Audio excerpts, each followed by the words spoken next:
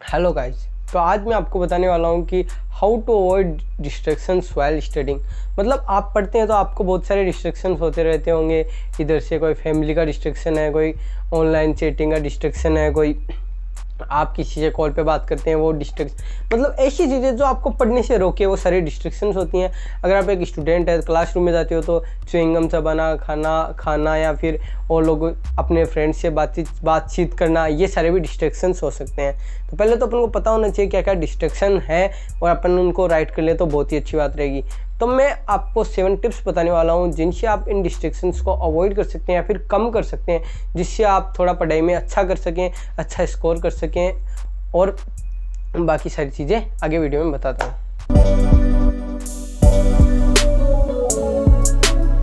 तो पहले तो मैं आपको बताता हूँ एक रिसर्च के बारे में। एक रिसर्च हुई थी जो साइंटिस्ट लोग करते हैं, तो उन्होंने बताया था कि अगर एक स्टूडेंट है, अगर वो पढ़ता है 15 मिनट, अगर वो पढ़ने के लिए बैठता है तो उसमें से 5 मिनट उसकी जो होती हैं, कम से कम एटलीस्ट 5 मिनट जो होती हैं उसकी, वो डिस्ट्रैक्शन में जाती है।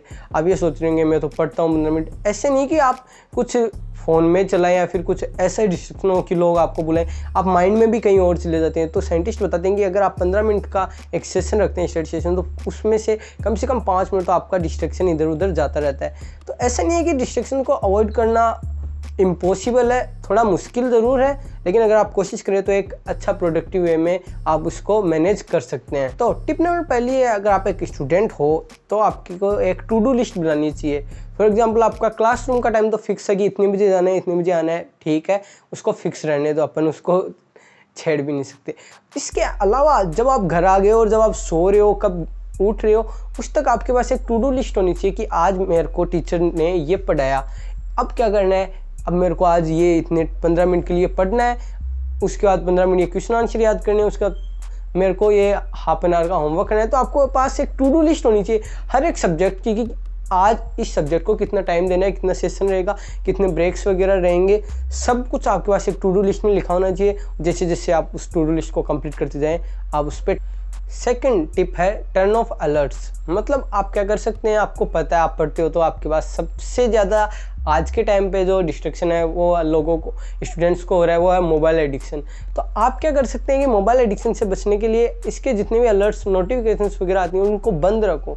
आपको पता है सबसे ज़्यादा नोटिफिकेशन या कॉल इस बंदे का आता है, तो उसको थोड़ी टाइम के लिए ब्लॉक कर दो, या फिर आप कुछ भी कर सकते हैं। आजकल तो सारी सुविधाएं हैं कि अपन डिस्ट्रैक्शन को कैसे अवॉइड करें।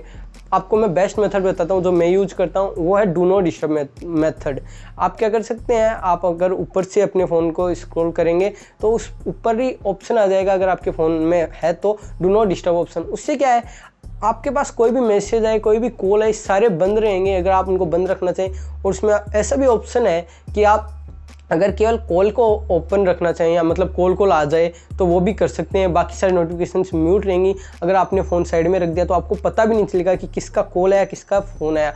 और अगर आप ये DND do not disturb method नहीं लगा सकते तो आप म्यूट नोटिफिकेशंस कर लें, या फिर अपने फ़ोन को म्यूट रखें ताकि साइलेंट, मतलब ताकि कोई भी नोटिफिकेशन आए तो आपको पता भी ना चले। टिप नंबर 3 है break down your work into smaller task. मतलब आप पढ़ते हो तो आप सीधा बड़ा ही छलांग या बड़ा कुछ करने की सोचते हो कि आज तो मैं ये पूरा चैप्टर पढ़ ही लूँगा। ऐसे नहीं करना है। आपको क्या करना है, उस बड़े टास्क को छोटे छोटे स्मॉलर टास्क में डिवाइड करना है, या फिर डिस्ट्रीब्यूट कर दो कि आज के लिए इतना, कल के लिए इतना, ऐसे कर सकते हो। फॉर एग्जाम्पल एक एग्जाम्पल लेते हैं, जैसे आप क्या कर सकते हैं कि आपने एक स्टडी सेशन रख लिया 4 घंटे का, आपको बताइए नहीं हो पाएगा। हाँ, धीरे धीरे हैबिट बनाएंगे तो हो सकता है, लेकिन स्टार्टिंग डे में अगर आप ये 4 घंटे का स्टडी सेशन रखते हो किसी भी सब्जेक्ट के लिए तो थोड़ा मुश्किल है। ये क्या है, जब आपके ऊपर प्रेशर हो, फॉर एग्जाम्पल एग्जाम आ रही है, तभी कर सकते हैं। नॉर्मल डेज में ये करना थोड़ा मुश्किल है। तो आप क्या कर सकते हैं, एक 45 टू 50 मिनट्स का एक सेशन रखो, उसके बाद 10 मिनट्स का ब्रेक रखो। इससे क्या होगा कि साइंटिस्ट लोग बताते हैं रिसर्च के द्वारा कि ब्रेक जो है वो हमें थोड़ी इन्फॉर्मेशन रिटेन करने के लिए भी टाइम देते हैं, कि इन्फॉर्मेशन जो अपन ने पढ़ी है वो थोड़ी अंदर जाने तो उसको थोड़ा टाइम दो। और इसके साथ प्रोडक्टिविटी भी इंक्रीज होती है। कैसे होती है कि आपको थोड़ा टाइम मिल जाता है नेक्स्ट चीज़ को पढ़ने के लिए। तो ये टिप बहुत ही यूजफुल हो सकती है। अपने जितने भी लॉन्ग सेशन हैं उनको छोटी छोटी सेशन में तोड़ो और बीच बीच में ब्रेक रखो। 5 मिनट का 10 मिनट का मैक्सिमम इतना ही रखना है, लेकिन इससे आपकी प्रोडक्टिविटी इंक्रीज हो सकती है। टिप नंबर 4 है यूज हेडफोन्स, मतलब लिसन म्यूजिक।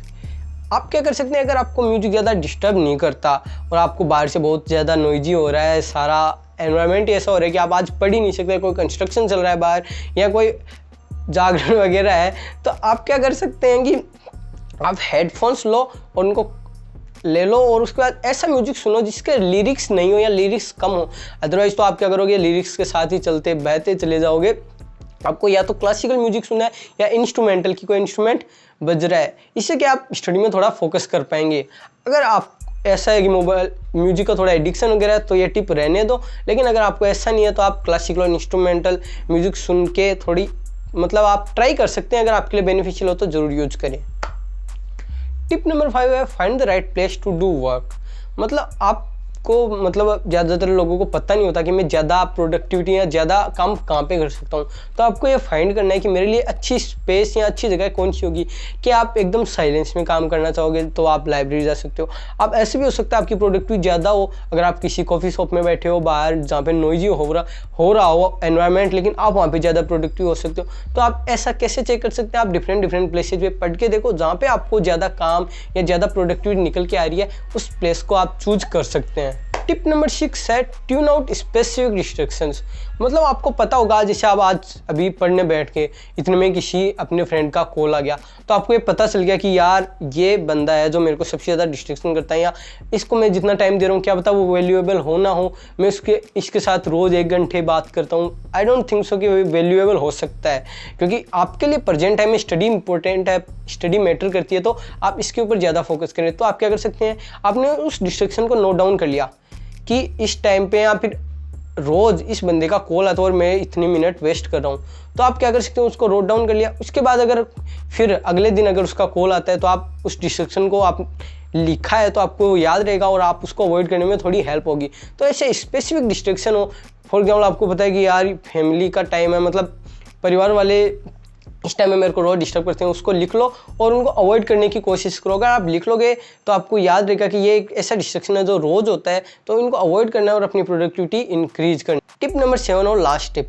Reward yourself. मतलब आप क्या करें, आप पढ़ रहे हैं तो अच्छा है, लेकिन आपको उसमें थोड़ा एनर्जी या मोटिवेशन इंक्रीज करना है, तो आप क्या कर सकते हैं, अपने आप को एक रिवॉर्ड दें, कुछ भी दे सकते हैं। फॉर एग्जांपल आपने एक स्टडी सेशन कंप्लीट कर लिया 50 मिनट का, आपको ऐसे है कि यार 50 मिनट मतलब 50 मिनट पढ़ लिया तो बहुत ही बड़ी बात है एक टाइम के साथ इतना ड्यूरेशन, तो आपको अपने आप को रिवॉर्ड देना चाहिए। फॉर एग्जांपल मेरा कोई वीडियो बच रहा है तो मेरे को 10 मिनट का ये एंटरटेनमेंट का वीडियो देखना है, मेरे को ये चॉकलेट खानी थी लेकिन आज मैंने स्टडी सेशन कंप्लीट किया, ये चैप्टर कंप्लीट किया तो मैं चॉकलेट खा लूँगा।